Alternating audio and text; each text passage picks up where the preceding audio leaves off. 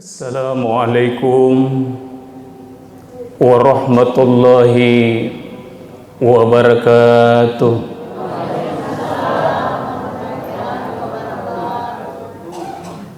Alhamdulillahi rabbil alamin. Wassalatu wassalamu ala rasulillahil karim. Asyhadu an la ilaha illallah wahdahu la syarika lah. Wa asyhadu anna Muhammadan abduhu wa rasuluhu la nabiyya ba'd. Allahumma salli wa sallim wa barik ala Muhammadin wa ala alihi wa ashabihi ajma'in, amma ba'd. Faqala Allah subhanahu wa ta'ala fi kitabil karim, a'udzu billahi minasy syaithanir rajim. Bismillahirrahmanirrahim. Wal 'asr innal insana lafi khusr illa alladhina amanu wa 'amilus shalihat wa tawassaw bil haqqi wa tawassaw bis sabr. Sadaqallahul azim.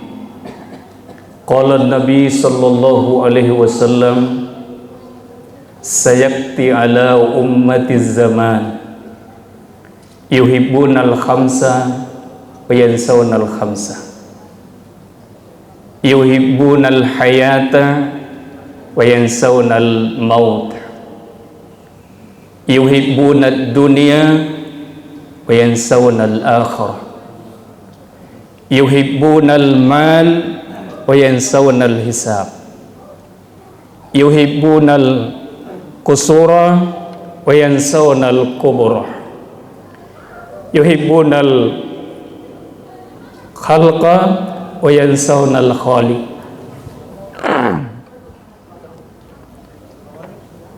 Sadaqallahul azim wa sadaqar rasulil karim. Para alim ulama yang saya hormati, para orang tua, guru-guru kita yang saya muliakan, pengurus masjid, Pak Imam, dan para tokoh-tokoh masyarakat, para ibu-ibu jemaah yang hadir pada malam ini. Saya di tengah-tengah Bapak Ibu bukan berarti saya melebihi daripada kita, tapi kita sebagai manusia,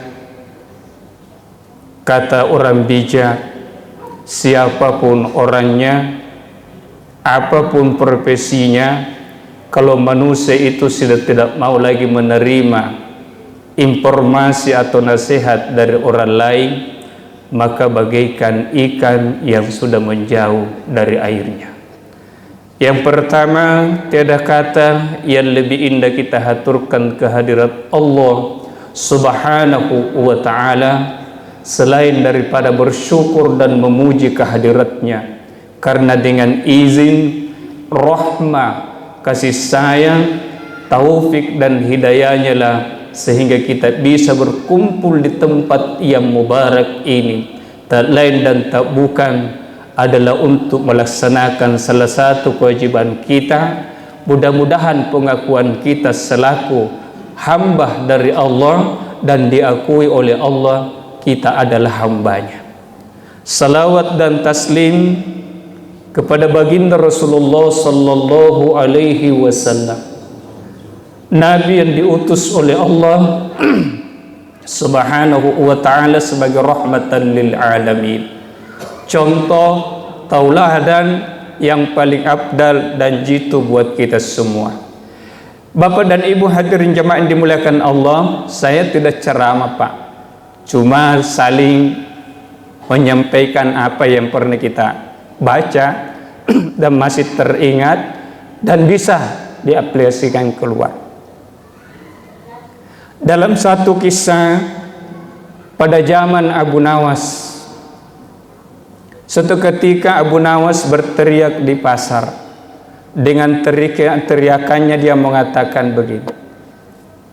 Setelah di pasar dia mengatakan, saya Abu Nawas dan termasuk kita yang hadir di sini, termasuk raja yang ada di sini, dia benci yang namanya yang hak.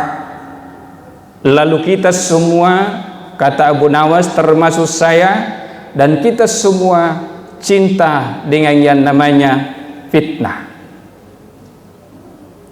Lalu Abu Nawas dipanggil oleh sang raja, apa maksud dan tujuan daripada perkataan ini yang dikatakan Abu Nawas? Lalu Abu Nawas mengatakan, bukankah Al-Quran mengatakan alladzi khalaqal mauta wal hayata liyabluwakum ayyukum ahsanu amala wa huwal azizul ghafur. Bahwa mati itu adalah hak, mati itu adalah pasti, dan kita semua tidak ada yang mau mati. Semua benci dengan kematian. Kata Abu Nawas termasuk saya. Lalu yang kedua, kita semua cinta dengan yang namanya fitnah. Ditanya lagi, apa maksud dan tujuan daripada kata fitnah itu? Abu Nawas lagi-lagi menjawab, bukankah Al-Quran mengatakan al-malu, harta dan anak-anakmu adalah fitnah. Dan kita semua cinta Pak Ibu. Kita cinta keluarga, cinta dengan harta kita. Jamaah sekalian dimuliakan Allah. Pernah kita dengar satu kisah. Seketika malaikat Jibril, ini dalam kisahnya saya Abu Lais. Seketika malaikat Jibril disuruh turun ke permukaan bumi ini, lalu disuruh bertanya kepada semua makhluk yang pernah diciptakan oleh Allah Subhanahu wa ta'ala. Maka yang paling pertama malaikat Jibril yang dia datangi adalah binatang yang namanya kerbau. Lalu malaikat Jibril bertanya, wahai kerbau, apa protesmu kepada Allah Subhanahu wa ta'ala? Karena kau diciptakan sebagai seekor binatang yang bernama kerbau, yang makanannya adalah rumput, mandinya di lumpur, tidur pun kadang-kadang di lumpur.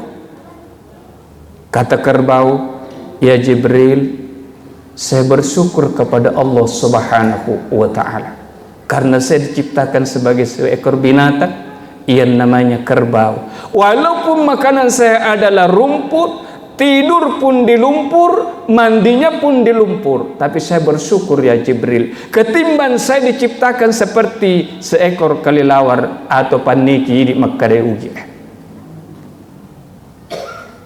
Lalu malaikat Jibril bertanya, ini kisah Pak, wallahu a'lam bishawab, kenapa memang hidupnya seekor kelelawar wahai Jibril, wahai kerbau? Dia mengatakan, wahai Jibril, kelelawar itu diciptakan, dia kalau tidur menggantungkan diri, makanannya hanyalah buah, dan kalau tidur dia juga menggantungkan dirinya, kalau kencing kadang-kadang dia kencingi dirinya. Apakah saya tidak lebih bersyukur? Dan dia hanya makan di malam hari. Malaikat Jibril pindah, bertanya kepada kelelawar, wahai kelelawar, apa kau protesmu kepada Allah karena kau diciptakan sebagai seekor binatang yang namanya paniki, kelelawar?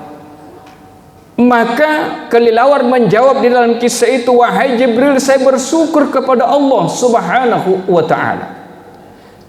Walaupun saya diciptakan seperti kelelawar ini, tapi saya bersyukur karena bisa terbang. Walaupun makanan saya hanyalah buah, makan pun di waktu malam, kalau tidur menggantungkan diri, kencing pun kadang-kadang mengencingi diri, tapi saya bersyukur ketimbang saya diciptakan seperti cacing tanah, kata kelelawar.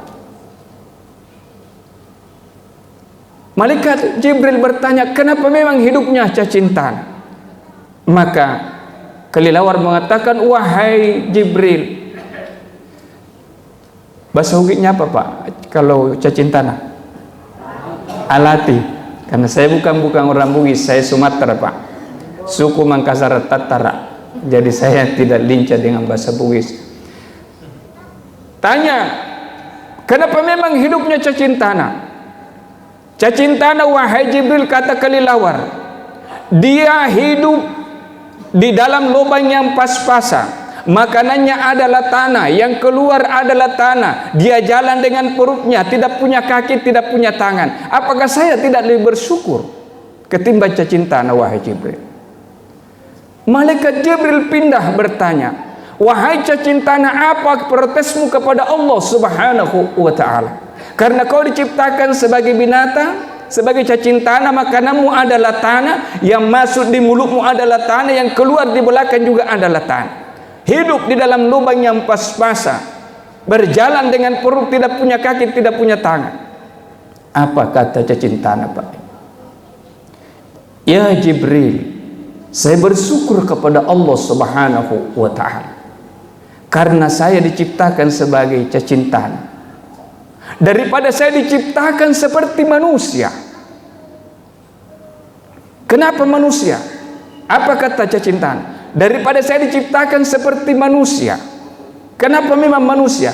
Wahai Jibril, kalau saya ini sebagai cacintana, kalau sudah dimakan ayam, sudah dimakan bebek, sudah dibikin umpan bagi orang yang suka memancing, selesailah sudah urusan saya. Tetapi manusia yang diciptakan oleh Allah Subhanahu wa ta'ala dengan kalimat laqad khalaqnal insana fi ahsani taqwim, tapi dia tidak sujud, tidak mau beriman kepada Allah. Apakah saya tidak lebih bersyukur? Karena manusia bukan setelah hidup di dunia ini selesai segala persoalannya, tetapi baru mau dimulai babakan kehidupan yang baru. Faman ya'mal misqala dzarratin syarran yara wa may ya'mal misqala dzarratin khairan yara.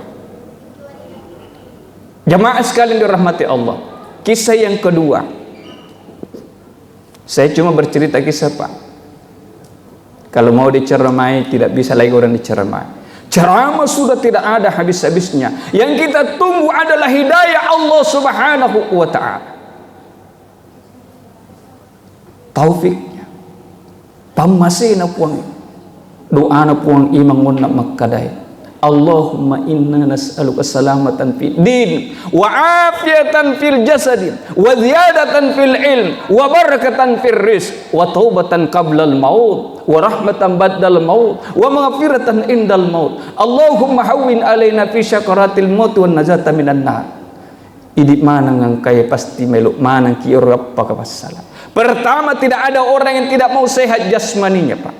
Tapi yang pertama adalah keinginannya adalah agamanya. Rasulullah sallallahu alaihi wasallam pernah berdoa dengan kalimat seperti ini, Allahumma aslih li dini. Ya Allah, mudahkanlah tentang urusan agamaku, karena agama ini adalah penghalang, tameng, pagar, penjaga, pengawas, pengontrol dari segala aktivitas kehidupan. Yang kedua, ya Allah, mudahkan urusan duniaku, karena di dunia ini adalah tempatku untuk berusaha, mengumpulkan pahala sebanyak mungkin, modal, bekal, buku-buku. Ya Allah, mudahkan tentang akhiratku, karena dunia ini bukan tujuan, hanyalah tempat sementara, alat fasilitas untuk mengumpulkan bekal, dan tujuan kami adalah akhirat. Inilah semua tujuan kita. Maka yang pertama adalah semua manusia ingin selamat, selamat dunianya, selamat keluarganya, selamat dirinya, selamat hartanya. Bapak Ibu jemaah yang dimuliakan Allah, tegang jemaah. Yang maunya jemaah itu mau ketawa, tapi ini Pak, barusan didengar suara saya, jadi harga manusia dengan hewan berbeda. Saya dilihat kecil-kecil, tapi suara saya besar Pak, ditambah dengan sound yang bagus. Bapak Ibu hadirin jemaah dimuliakan Allah, Yang kedua, apa yang diharapkan? Rahmah pemasina Allah Subhanahu wa ta'ala. Kenapa kalau kita keluar rumah doa sebelum makan? Kenapa? Ingin berkah itu makanan. Doa sebelum tidur, ingin mati dalam keadaan Islam. Doa kalau mau keluar rumah, bismillah tawakkaltu ala Allah, dan seterusnya. Kenapa? Karena ingin selamat berangkat dari rumah sampai ke tujuan. Begitu kita bangun tidur, alhamdulillah. Yang ketiga adalah berkahnya Allah Subhanahu wa ta'ala. Hadis yang populer yang biasa kita dengar, khairun nas man tala umruhu wa hasuna amaluhu. Si kanjak madeceni rumah kadai rupa tahu yani rotuna re umru palampi Allah Subhanahu wa ta'ala mai tai mondro rilinoe rilebok na linoe nama kanjak kedo ampena. Kega rumah kadama kanjak hablum minallah mantap wa hablum minan nas tidak ketinggalan. Bapak Ibu hadirin jemaah dimuliakan Allah. Ya, kisah anak sekolah atau cerita anak sekolah. Ada seorang guru mengatakan kepada muridnya, wahai anakku semua, anak-anakku semua, besok kita akan mendaki gunung. Dan setelah pendek cerita sampai di kaki gunung, dia mengatakan gurunya, wahai anakku semua, kita akan mendaki gunung dan bawalah batu yang paling besar untuk sampai di puncak. Anak ini diumpamakan 100, Pak. Yang 99 mengatakan, ini guru sudah bikin pusing kita. Kita mau mendaki gunung baru disuruh bawa batu yang paling besar. Hanya satu yang mendengarkan informasinya, dia bawa batu yang terbesar, dan 99 dia bawa sesuai dengan kemampuannya yang kecil. Pendek cerita sampai di atas. Setelah di atas maka gurunya mengatakan, wahai anak-anakku, kita sudah sampai di puncak gunung, silahkan berkumpul sebelum kita makan sama-sama. Silahkan perlihatkan semua batunya, dan siapa yang paling besar batunya maka itulah yang paling banyak bagiannya. Hanya satu, Pak. Hanya satu orang. Ini yang paling besar bagiannya. Maka ini yang paling besar batu yang dia bawa. Lalu setelah itu gurunya lagi mengatakan, wahai anakku, sesudah ini kita akan turun di laut dan bawa batu yang terkecil. Apa yang 99 mengatakan? Pasti kalau kecil lagi dibawa, sedikit lagi bagian tak. Dia bilang yang paling kecil tadi, tidak kau, karena kamu sudah kenyang, karena banyak bagianmu tadi, jadi kau bawa yang paling kecil. Setelah sampai di situ, Pak, kisah pendek ceritanya ini, setelah sampai di laut, maka gurunya mengatakan, sebelum kita makan, wahai anakku, silahkan lempar masing-masing batu yang kau bawa, dan siapa yang paling jauh lemparannya itu yang paling banyak bagiannya. Bahasa Makassar kan pinruan minjia dobol nih, Pak. Tadi dia, karena apa kira-kira hikmah dari cerita ini, Pak Ibu? Apa kira-kira? Apa yang bisa diambil pelajarannya? Setelah itu dia lempar, gurunya mengatakan, maka siapa yang paling jauh lemparannya maka itu yang paling banyak bagiannya. Ternyata dikaitkan dengan Quran, la in syakartum la azidannakum wa la in kafartum inna adzabi lasyadid. Syukuri pemberian Allah Subhanahu wa ta'ala, dengarkan perintahnya, ikuti tuntunannya, ikuti petunjuknya kalau kamu selamat. Apa kata Quran? Walau anna ahlal qura aman wattaqau lapatahna alaihim barakatim minas sama'i wal ardh. Kalau mau aman, tentram, damai, sejahtera, berkah diturunkan oleh Allah. Kuncinya iman dan takwa kepada Allah Subhanahu wa ta'ala. Kenapa? Karena Allah sudah mengingatkan, kullu man 'alaiha fan. Semua yang ada di bumi ini akan hancur binasa. Bapak-bapak, ibu-ibu, jemaah sekalian rahmati Allah. Coba kita merenung dan bertafakur masing-masing pada diri kita. Kita sudah paham tadi, saya baca hadis yang pertama. Ada 5 hal pesan Rasulullah mengatakan bahwa akan datang satu zaman, akan tiba satu masa. Tiba saat itu maka manusia tergila-gila dengan 5 hal. dan manusia lupa dengan 5 hal. Yang pertama, yuhibbunal hayata wa yansawnal mauta. Betapa banyak manusia sangat cinta dengan hidup ini, tapi dia lupa dengan kematiannya. Saya dimanapun saya ceramah Pak, di khotbah pun saya bahas ini.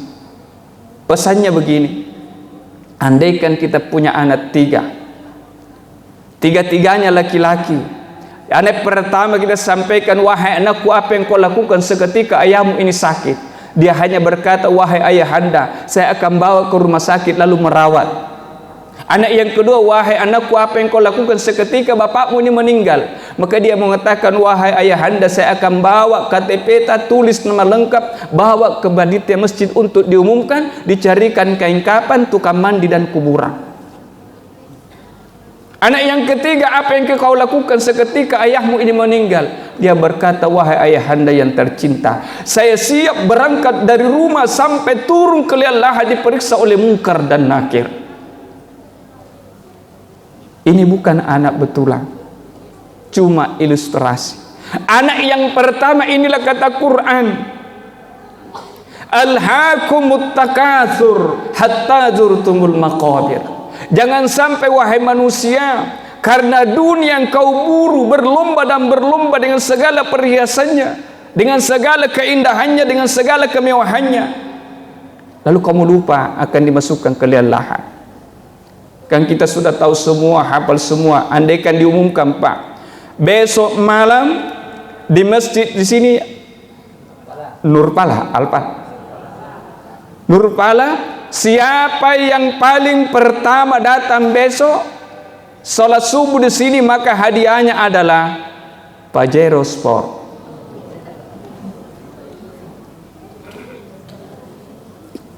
Pajero. Pasti berlomba manusia dan diumumkan secara umum. Pasti Pak. Kenapa? Cinta dengan hartanya. Sementara Rasulullah sudah menjelaskan, memberikan motivasi. Dunia dengan segala isinya ini, nilai pahalanya adalah solat subuh sebelum solat 2 rakaat, solat sunnah 2 rakaat sebelum masuk subuh.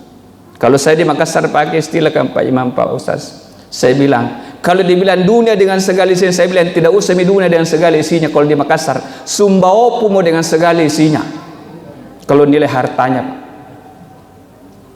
Kira-kira kalau manusia dikasihkan semua, saya balik lagi Pak. Bapak-bapak, ibu-ibu sering melihat orang memancing, mapeka, biasa Pak toh? Kira-kira kalau kita umpang itu ikan, kita berikan makanan kesukaannya, apa namanya ini, diolor-olor tasinya, dikasih jalan.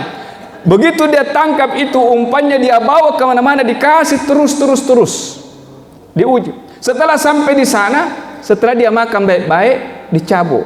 Ini ikan demi mendapatkan umpan ini, dia tidak tahu akan diapakan setelah didapat.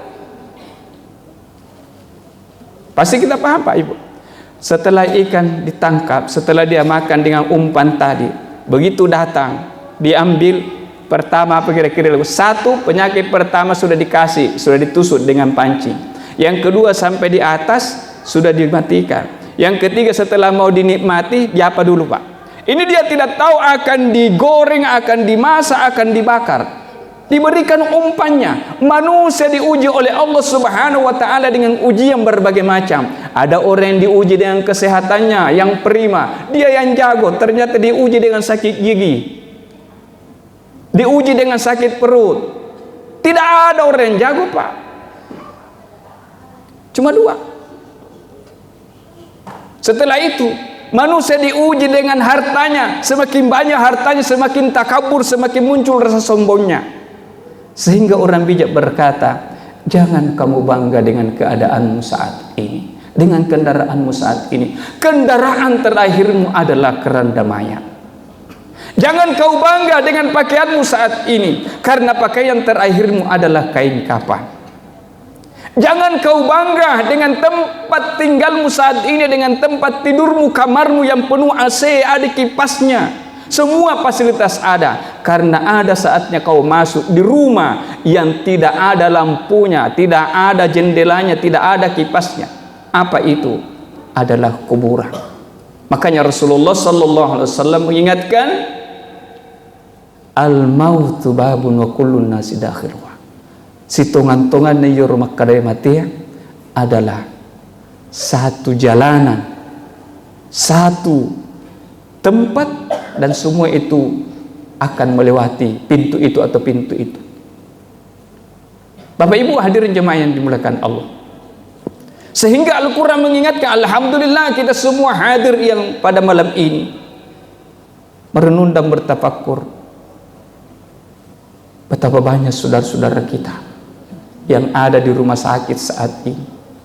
Jangankan duduk seperti ini berbaring pun harus dibaringkan orang lain. Jangankan dibaringkan orang lain, yang masuk pun di dalam untuk kebutuhan tubuhnya harus melewati impusnya.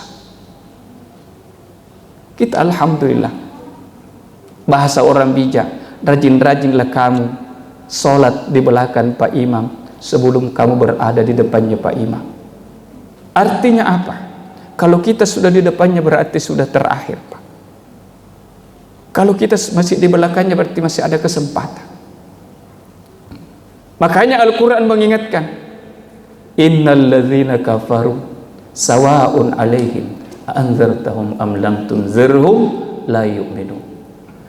Banyak orang diberikan ujian oleh Allah dengan kesehatan yang prima, fasilitas yang ada, tapi ingkar terhadap nikmat karunia Allah Subhanahu wa taala. Bukankah Al-Qur'an mengatakan, ya ayyuhalladzina amanu la tulhikum amwalukum wala auladukum an dzikrillah wa may yaf'al dzalika fa ulaika humul khasirun.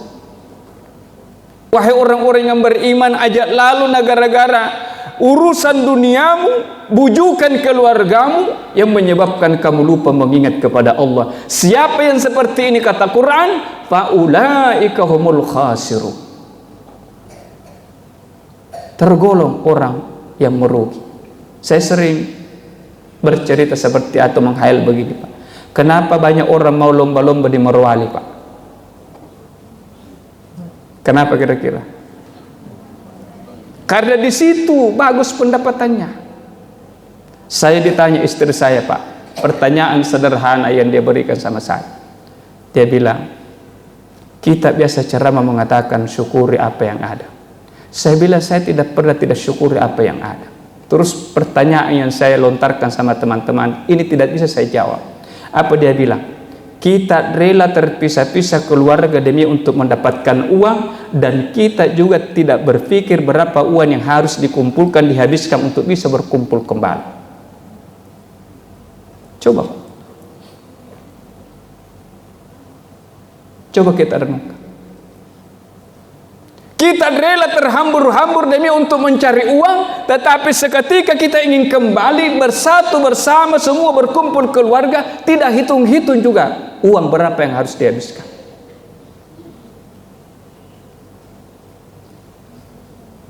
Masih ingat pesan Pak Habibie?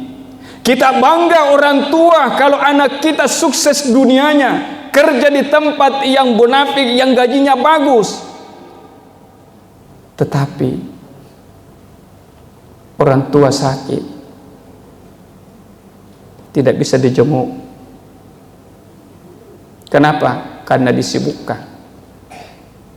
Kita baca WA Pak masing-masing, ada orang yang ditanya, seketika dia membeli buku-bukunya ustaz itu menjelaskan, di buku itu dia mengatakan sungguh sangat durhaka lah anak yang mendoakan orang tuanya cuma 5 kali. Dia bilang, kenapa? Jadi begitu sebenarnya dia cari itu ustaz, bilang kenapa dianggap durhaka? Dia bilang begitu. Coba kau baca berapa kali kau baca doa itu, bagaimana doa orang tua? Dia bilang begini, Rabbil firli wali walidayya warhamhuma kama rabbayani shaghira.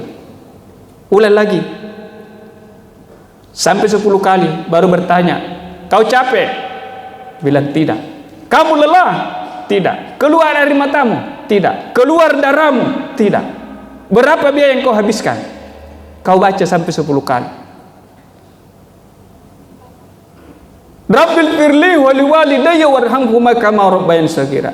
Orang tuamu bukan cuma dana, darah dan darah yang dia keluarkan demi untuk keselamatan dirimu keluar, demi untuk membesarkan kamu.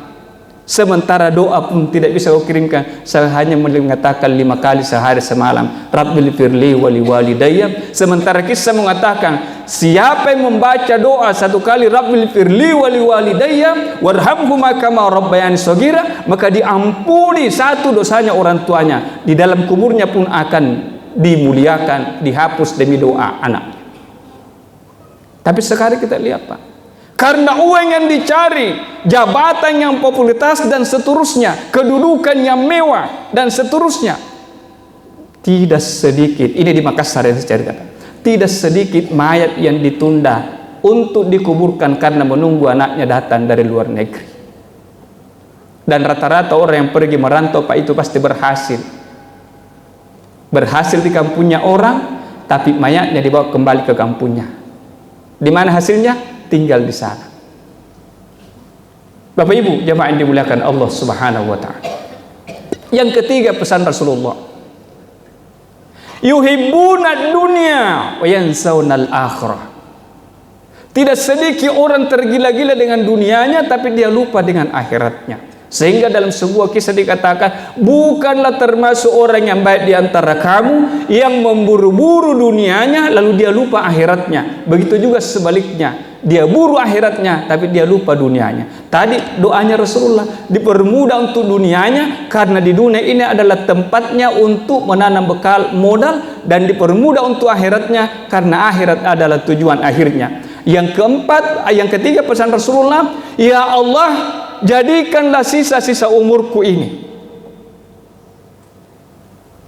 setiap waktu, setiap detiknya menambah kebaikan untuk diriku. Walaupun panjang umur kita, yang penting diberkahi oleh Allah Subhanahu wa taala. Kita sering bergurau, kita doa minta dipanjangkan umur. Saya sering bilang begini, Pak, nigin kita milodo ngirpong Allah Subhanahu wa taala mau dipanjangkan umurnya, maka bersiap-siaplah menjadi orang tua. Siapa yang sudah dipanjangkan umurnya pasti akan menjadi orang tua, dan siapa yang menjadi orang tua bersiap-siaplah menerima berbagai macam penyakit.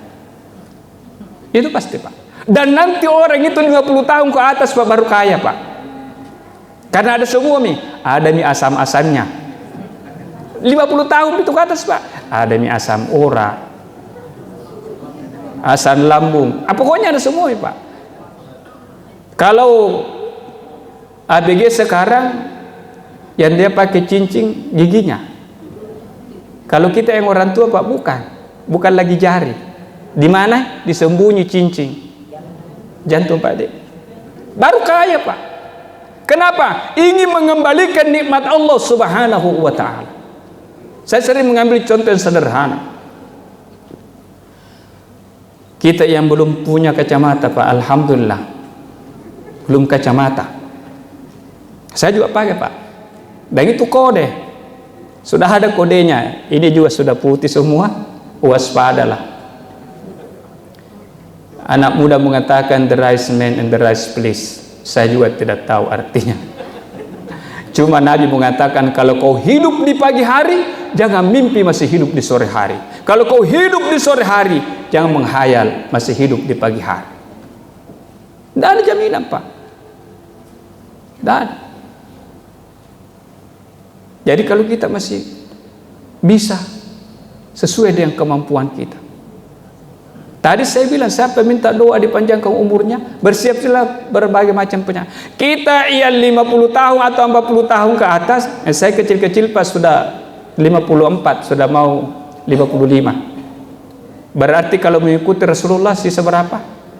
Sisa 9 tahun. Kalau umurnya, amalnya apa? Tidak ada. Tidak ada. Jadi siapa yang pasti minta, Pak? Coba kita yang tua-tua ini tanya, ya, Pak. Ada di depannya kepala kambing, ya masih ada apanya di sana? Otaknya. Ada tung ayam goreng, ada tung di situ sate, ada konronya, ada apa istilahnya nih? Pecalnya, acarnya. Yang mana kita pilih, Pak? Mage? Padahal anu malundra mana yolo teh. Guruku dulu bilang, dia bilang kalau kamu mau nikmati hidup, kalau kamu masih muda, rajin-rajin berhadapan dengan Puak Imam. Kada mapai, yolo tu Puak Imam soko manus sanggara, pasti itu dorong. Ada kue basah, ada kue kering, ada tuh anak muda nakal, ada dadar itu dengan RRC kalau orang Makassar bilang Pak, rokok-rokok cangkune. Mengerti RRC, rokok-rokok cangkune yang tangana hula celas bawa kaluku saliwanna mirip-mirip bicede adua onde-ondean. Suatu ketika itu di dekatnya Pak Imam, itu yang paling lembek, itu tonna buru-buru makan. Terus kasih Pak Imam ada baruasa, kalau orang Makassar bilang Pak, baruasa itu iridika, baruasa. Terpas itu Pak Imam lah coba-coba tadi bilang, kenapa? Pernah bilang, bagaimana itu yang tadi yang bisa kita makan kau juga dahulu kan? Kasihan. Ya, ini Pak ada masanya, ada zamannya, ada waktunya kata Rasulullah. Saya sendiri Pak sudah pilih-pilih makanan. Tidak semua makanan yang bisa kita mau makan. Maka saya termasuk orang yang miskin. Orang yang kaya adalah yang masih bisa makan apa saja. Kalau kita ini banyak yang kaya, saya alhamdulillah dikasih setelah saya percek lengkap, alhamdulillah sudah ada nih kolesterolnya, ada tomi gulanya, ada tomi asam urat. Mau dihindari apa? Tidak. Saya tanya apa resepnya, apa dihindari dok? Jangan makan yang goreng-goreng. Alhamdulillah mahal minyak. Ada syukur Pak. Nah, itu ada masanya Pak, ada waktunya. Pada saatnya, pada gilirannya. Hari ini kita masih bisa masuk di WC sendiri, cuci sendiri, membersihkan sendiri, bercermin setelah keluar. Wahai diri, hari ini kau masih bisa keluar masuk di WC sendiri. Ada saatnya kamu akan dimasukkan orang lain, dicuci sendiri orang lain. Masuk di masjid dengan jalan sendiri, masuk Pak dengan baik, syukur alhamdulillah. Ada saatnya kita hanya diusung dengan orang lain masuk di tempat ini, dan terakhir di depannya Pak Ibu. Rajin-rajinlah kau baca Quran sebelum kau dibacakan Al-Quran.